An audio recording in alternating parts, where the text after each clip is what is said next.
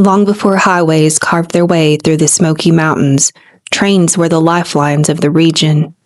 Railroad crews carved tracks through forests, blasted tunnels through rock, and built bridges across deep mountain hollers. But the work was dangerous, and accidents were common. Nestled in Churchill, Tennessee, by lush green forests that hug the Holston River in Cherokee National Forest, are famously forgotten tracks in the mountains. A lantern can still be seen moving slowly through the darkness. When witnesses get closer, they realize something strange. There is no train, no lantern, no person, just a light. Tonight on Haunted Hollers and Eerie Encounters, the legend of the Headless Railroad Worker.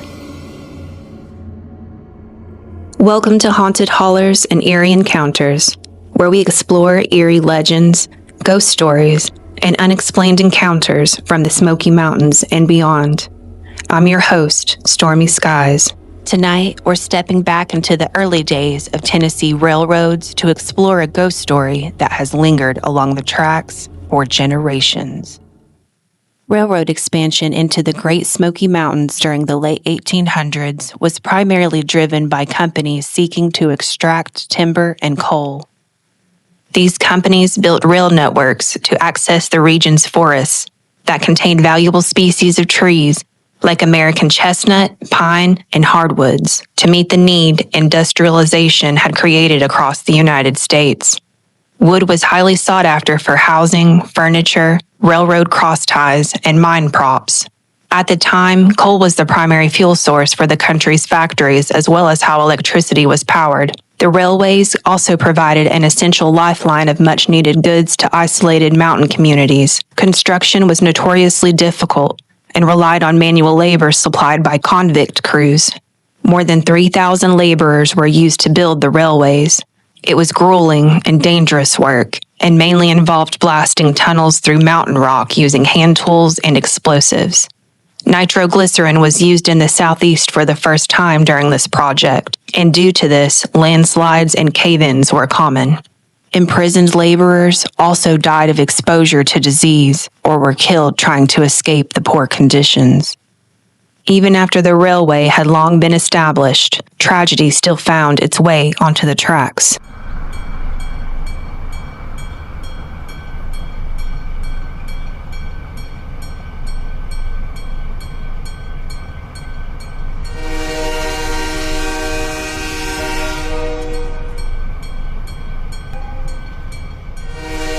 On a stormy night in the 1950s, a freight train heading south out of Nashville was barreling toward Chapel Hill, Tennessee. It had been raining heavily for several days, causing the earth beneath a stretch of track located before the Duck River crossing to be washed away. A signalman was sent up the track carrying a lantern in the hopes of warning the train of the danger ahead. The signalman felt the rumble of the wheels grinding on the track and could see the headlight in the distance.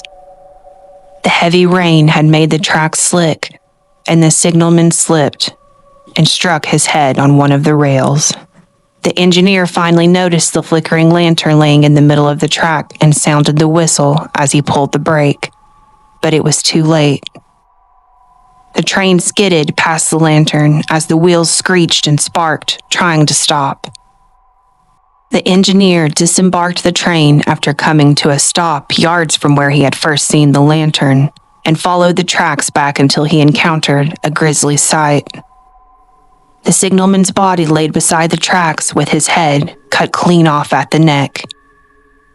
Others believe the Headless Railroad Worker isn't a former railman, but instead is the spirit of Skip Agent. All that is known of Skip was that he was walking along the tracks on June 8, 1942, and was struck by a train that was racing toward him. Somehow, he didn't hear it, didn't want to move, or didn't move in time, and was struck and killed. Since the signalman's tragic passing, several people have reported a strange light on the tracks to the west of Chapel Hill. Witnesses report a light glowing in the distance, and as it grows closer, the light begins to move erratically. Once in close quarters, The light reportedly stops moving and then rushes toward and then sometimes through bystanders and continues along the railroad tracks. In another case, a man from Bedford County went looking along the tracks in the hopes of seeing the now famous ghost light of Chapel Hill, only to be struck by an actual train. Across Appalachia, thousands of miles of old railroad tracks still wind through the forests and mountain valleys. Most are quiet now, long abandoned by trains. But some travelers say that late at night, along the loneliest stretches of track, a lantern can still be seen moving slowly through the darkness. Have you experienced something strange in the mountains? Strange lights in the woods? Phantom footsteps on an otherwise abandoned trail? Or something watching you from the tree line? Give me a holler. Send your story to MyHollerStory@gmail.com, and your encounter might be featured on a future episode. The mountains of Appalachia have always been a place of mystery. Long before the roads and towns, these ridges held stories of strange creatures, wandering spirits, and encounters no one could explain. And even today, deep within the forests of the Great Smoky Mountains, people still report seeing things they can't quite understand. This has been Haunted Hollers and Eerie Encounters with Stormy Skies. Thank you for listening and for stepping with me into the shadows of Appalachia. Until next time, stay out of the hollers after dark.